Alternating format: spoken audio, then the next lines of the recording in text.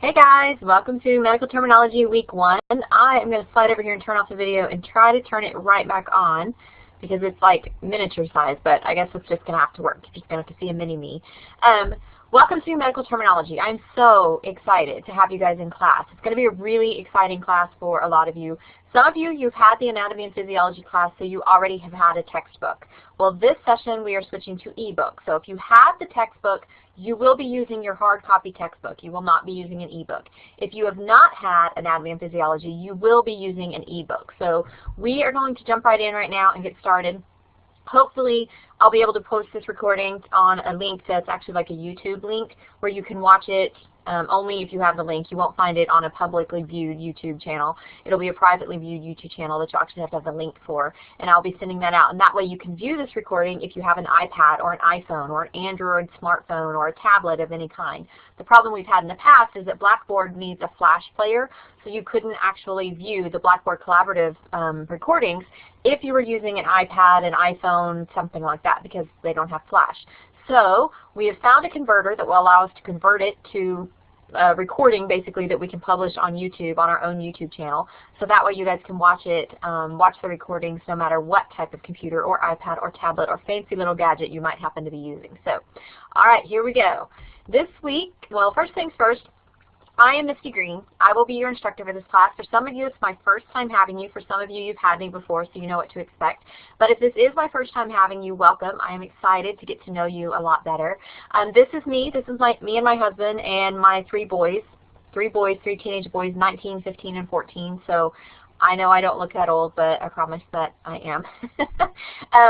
They all play soccer. They all play football. My husband's in a Christian rock band, so very busy lifestyle. I just sit back and crochet and take them where they need to go and watch them do what they need to do. So I'm more of a laid-back person. They're more of an active go, go, go. So that's me and my family. You will probably hear quite a bit about them. I kind of interject a lot of if we have any health issues, like my son's broken ankle and stuff, into the coding classes. So it's kind of neat how you can put a little bit of a personal touch on your instructor. I'm not just a head in a person. I mean, not just a head in a computer screen or on the phone. I'm an actual human being with family and life just like you guys. So whenever I tell you that I understand what you're going through, you're having a crazy busy week, kids are sick, whatever, trust me, I do know exactly what you're going through. So, all right, that is me. This is what your textbook would actually look like if you had a hard copy. It's also what it's going to look like if you have an ebook. It is the exact same book. So, not going to be a problem. I promise. We will get through it. If you're not used to ebooks, I promise we're going to take it step by step, especially through this recording and through the first week of class for you guys. All right, your ebook. The easiest way to access your ebook is to go up to, or to scroll down at the bottom of this little screen that you'll see. There's a little picture of the textbook, and it says access your ebook here. You can click on that, and whenever you do click on that, it's going to bring up another screen. You're going to have to create your own profile with your own login information and all of that. And then once you've created your profile, you log out, you're done, you come back, you're trying to access that book again. If you will look at the picture that's on the screen, there is an actual My Bookshelf tab at the very top, and it's at the top of every single time you log in. You can go up to that, and it says Student Bookshelf. You will be able to click on that, and there will be your book on a bookshelf, just like it's in a shelf. Any of the ebooks that you use, you will be able to see there's a book there on that bookshelf that are yours for as long as you have them. So you'll have that book on your bookshelf for as long as your time will allow. That is the easiest way to access it, in my opinion, is once you get your profile created and all of that. If you click on the picture of the textbook in any week whatsoever of the class, week 1, 2, 3, or 4, it will also take you to that textbook as well. So you can use the My Bookshelf tab, or you can click on the picture of the textbook. Now, if you already have a hard copy of the book, an actual book in your hand, do not click on that ebook link, because it will charge you for the ebook, and you've already been charged for the hard copy of the book in the A&P class. So do not click on the ebook if you do not need to have one. If you do not have a hard copy in your hands as of right now, you need to click on that and access that ebook. I would really like for everyone to try their hardest to access that ebook today, tomorrow at the absolute latest, so that we can make sure everybody's got access to it and everybody knows how to get to it. All right? So there is another thing that I want to go over with these ebooks, and that is reading your ebook offline. My email is blowing up down here. I'm trying to ignore it. You will be able to check out certain chapters if you want to, or you can check out the entire book. You download it into a file that can go on your iPad, on your iPhone, on your Android phone, you can put it in Dropbox. You can put it wherever you need to put it so that you can read this textbook anytime, any day, any night, even if you do not have internet access. I'm the type, whenever I was in school, I like to take my books with me to soccer practice or to football practice or wherever I was going. Maybe I'm sitting in line waiting for my kids to get out of school in a 30-minute line I know I'm going to have to wait in. That's 30 minutes of time instead of playing Angry Birds that you could actually be using to study for or to read through and work through those chapters. Well, if you have an ebook, that makes it impossible. Your book can't go with you. Well, now it can. If you will actually click on the My Bookshelf tab, go all the way down to the bottom of what comes up. There is a thing that says Read eBook Offline. If you will click on that, it will take you step by step of how to put that book on your desktop, how to put it on your iPad, how to put it on your smartphone, whether it's Android or iPhone. Either way, it will work. So what I want to show you right now, I'm going to kind of turn this camera around a little bit to show you guys my messy office, but this is what it's going to look like. Sorry, there's my ceiling. This is what it's going to look like on, let me get this back and over to where it needs to be. Hopefully you guys can see my iPad. Okay, this is what it is going to look like for you guys. Oops. There's a little app that you can get. It's called Course Smart. You can get it. It's free. This is what your bookshelf will look like. Hopefully you guys can all see that. This is your textbook, so whenever you click on it, there's the very first page of your textbook.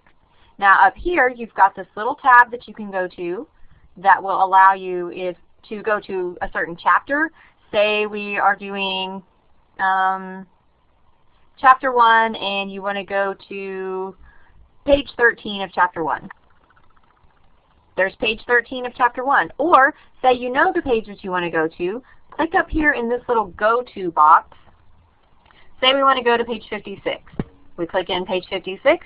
It takes us straight to page 56. You can highlight. You can leave notes. You can use the ruler over on the side to scroll up and down. Whoops, I just dropped my iPad. I pushed that a little bit too hard. But this little ruler thing over here on the side, you can tap it. If for somebody who likes to read with a ruler, there you go. Now you can read line for line and have the ruler follow you down. Over here, down at the bottom, there's a little thing that you can click that goes to pages, and it will show you each page that you are on, like the 5 this way, 5 that way. You can scroll left, you can scroll back right. You can go to any of these pages. There's also a way that you can, say you want to copy this. Click on that, highlight the whole section. You can annotate. I mean, there are like a ton of different things that you can do with it. So it's pretty neat. I love that you can go to the chapters. I love the table of contents. Then to get back to your bookshelf, just click the e-textbooks. And there's all the books that are on your bookshelf. So it is going to be kind of interesting for some of you who this is the first time using the textbook and all that. I'm trying to get my camera to sit like that. But it's going to be kind of interesting. It's going to be different.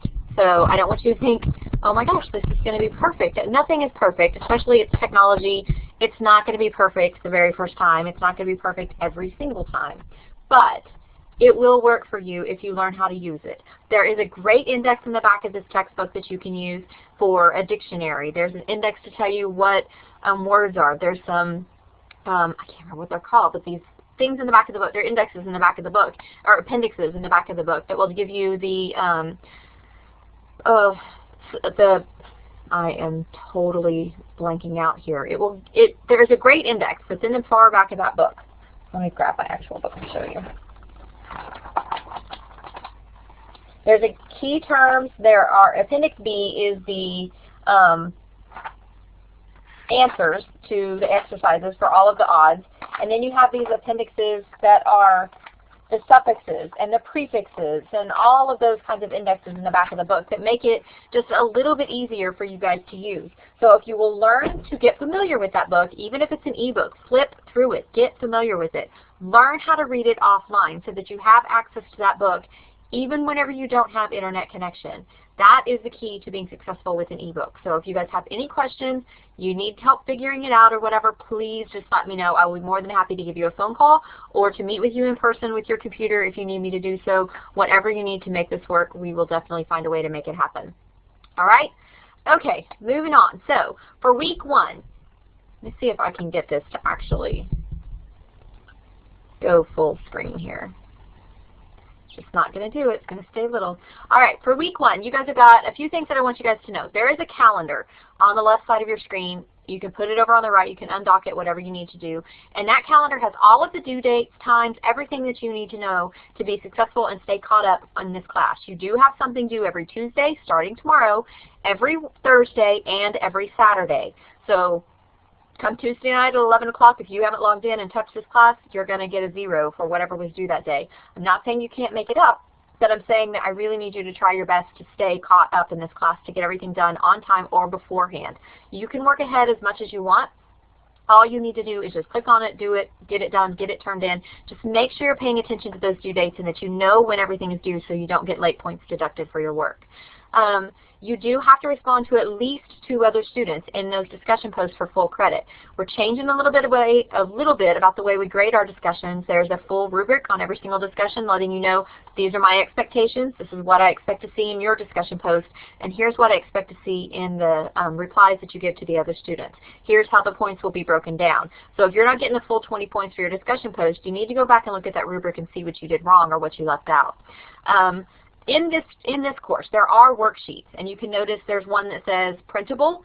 That is one that you can print out if you want to. You do not have to. It's just a paper copy of what you're going to have to turn in on the computer.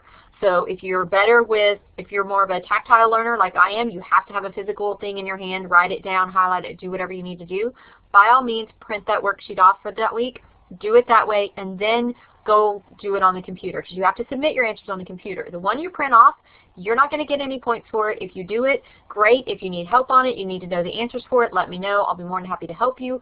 But you will not turn in that printable version to me at all. So if you're not a tactile learner or visual learner, you don't need it in your hands to write it down. You can just do it on the computer. Great. Don't waste ink. Don't waste the paper. You don't have to print it off. But if you are one of those people that needs it written down, you need to be able to, touch it, feel it, see it, then you'd be better off printing it off, doing it that way, and then submitting the answers on the computer version of it. You'll see what I mean whenever you look at week 1. I am always here for you guys. If you need help with anything or you get confused or maybe you're just not speaking Misty that week, sometimes I don't speak Misty myself, but if you're just not and you're not getting it, please feel free to give me a phone call. Send me an email is the absolute fastest, easiest way to get in touch with me. So if you have questions or whatever, just send me an email and I will get back to you as soon as I can. Even if your email just says, I need you to call me, please. Leave a name, leave a time, leave a number. I'll be more than happy to give you guys a phone call. Discussions for this week, you have the first one that's due tomorrow, that is abbreviations. Some medical abbreviations can be misleading, like BID, PAO, EHR, EMR. What do these mean? Like, what do these abbreviations mean? What I want you to look at is why is it important for every medical facility to use the same abbreviations, and why should they be outlawed or why should they not be outlawed? Like, what is your opinion? Whenever you get into midterm, you start to realize a lot of people abbreviate things. Well, whenever they get confusing, from one medical office to another, if you're sending in paperwork, faxing it, emailing it, what may be a grade abbreviation in your office may mean something completely different in another medical office. So that's why we're doing this discussion. The second one is medical terminology websites. There are a ton of websites available. There's apps available. There's all different kinds of resources available to you. I'm doing this discussion or having you do this discussion so that you can get access to those and start to realize what is out there, excuse me, that can actually help you in this class to be successful. Not just in this class, but whenever you get out into your new career, you're going to need to know some of this terminology. Most of it that we will have covered in class, some of it that we may not have covered in class. So I want you to have access to these websites, to these apps, to these different types of fun games that can be like recall games, matching games, things like that that you can find on the internet that you will be able to help you in this class. Okay, your assignments for this week.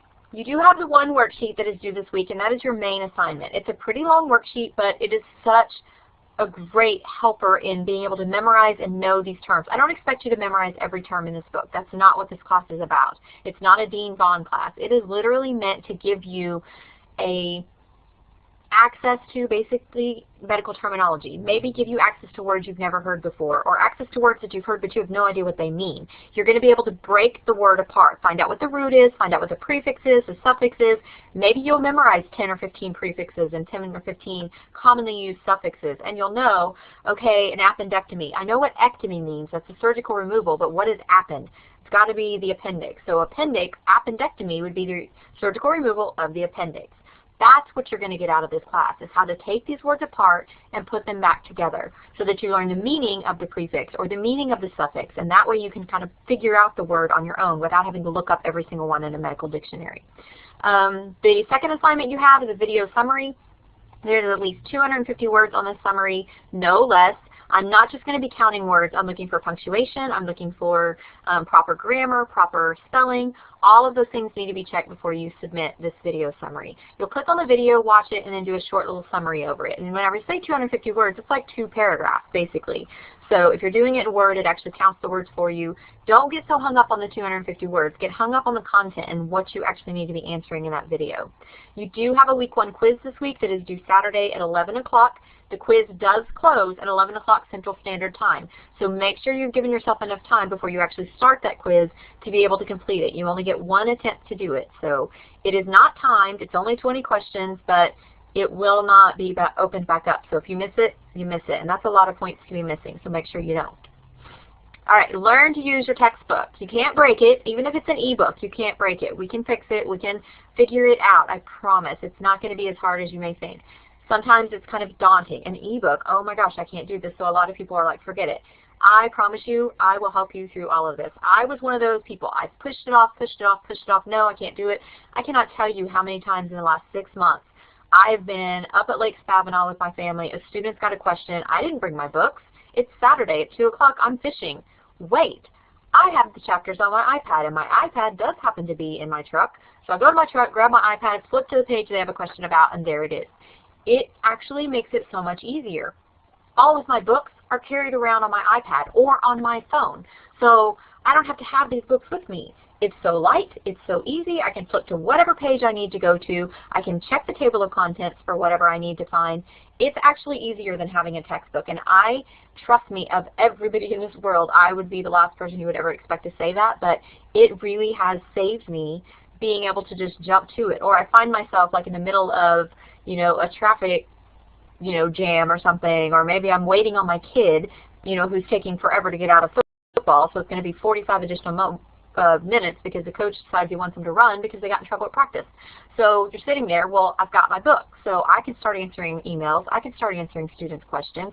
You could be studying, you could be flipping through there, you know, take a notebook, take a notepad, whatever you need to. Write down the answers to these exercises. Fill them in on the notes card so that you have them on the side of the card if you need to do that. If you're not a paper and pen person, put it in the notes.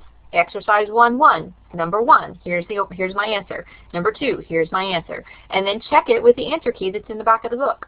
It can be used the exact same way as a textbook can, only without the paper. So it makes it a little bit easier because it can go with you everywhere you go. So, okay, I'm off my soapbox. I know. I will get off of it. All right, there is never, ever a stupid question. I really, really, really want you guys to understand that if you have any questions whatsoever, even if you think, I'm not going to ask her that, she's going to think I'm stupid, I will not. Trust me. I will help you get through whatever it is we need to get through in this class. So it's going to be a fun class. It's not, you know, it's not geometry. It's not anything as hard as that. It is not simple because it's a lot of words that you've never heard before, so it's kind of like taking a foreign language.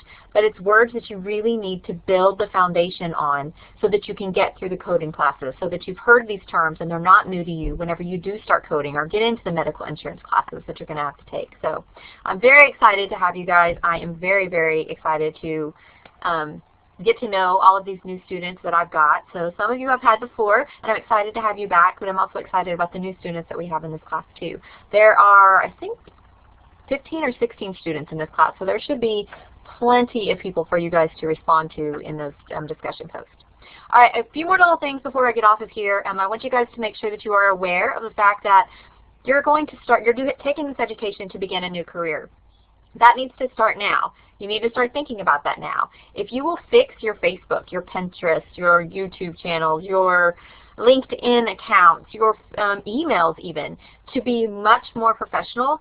People look at these. They are not private. Even though I don't care what your privacy settings are, people can find this stuff out. They can look on your Facebook before they try to call you up for an interview and see how social you are, see how active you are in the community, see what kind of a family you have, see, all these types of things, and then they can decide whether they want to interview or not. Well, if you've got drunk pictures of you looking like, all naked or whatever on your Facebook, that's probably not going to be the best image for you to put out for an employer to find. A lot of employers are asking now, do you have a Facebook? Do you mind if we access it? Those types of things, so that we can see your social game, basically. It does happen. I mean, it's happened to me. It's happened to almost everybody up at our school. So my little soapbox thing here is clean it up. Clean it up now. Make it positive. Maybe delete some pictures if you need to, or maybe delete some friends if you need to do so, or create a professional Facebook.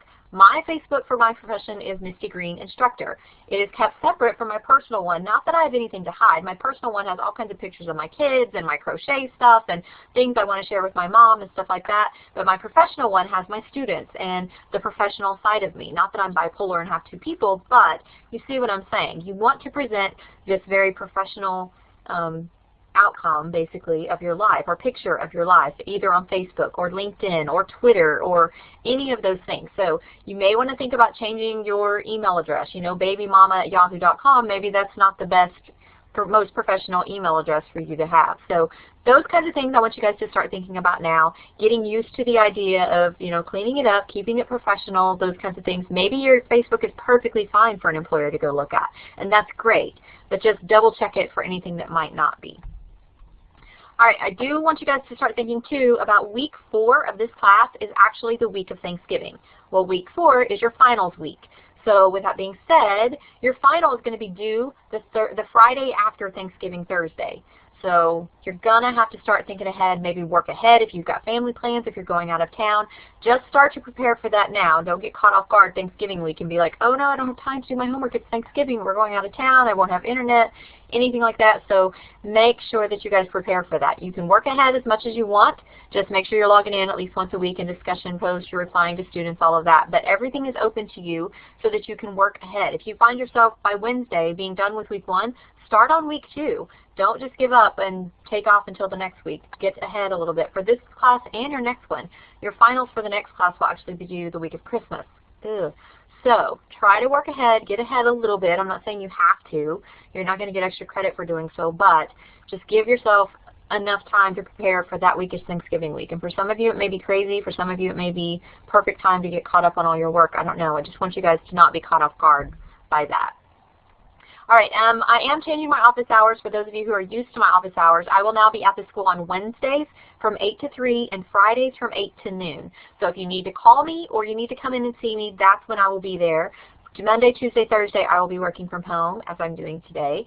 The best way to reach me anytime, day or night, is by email. From 9 a.m. to 9 p.m., I will respond to you. After 9, probably going to be the next morning. Sometimes I'm still up. I'm always still up at 10:30, 11, but I don't always respond to emails because I don't always check my phone after 9 o'clock. But if you need to get a hold of me 7 days a week, doesn't matter. Just let me know. Even on a Sunday, if you have a question, feel free to email me your questions. I'll get back to you as soon as I possibly can. I think that is it. I think that's my last. Oh, no, one more thing. We will have an online meeting next Monday. It will be at 7 p.m. I know on the calendar it says a different time, but it is 7 p.m. next Monday. If you cannot be logged in, you need to let me know beforehand and let me know why. If you can be logged in, please do so. Be logged in, ready to go, ready to participate by 7 o'clock next Monday night. If you cannot be there, I understand. Things happen, things come up, but just let me know, and then you'll have to watch the recording and submit a summary for me. For this one, you don't need to submit a summary. We're going to try this whole recording thing to see if it can be viewed on iPads and things like that. So just enjoy the recording, get what you can out of it, and then next Monday night we will meet at 7 o'clock on Blackboard Collaborative Live. All right? I hope you guys all have a wonderful week, and let me know if you have any questions. Bye, guys.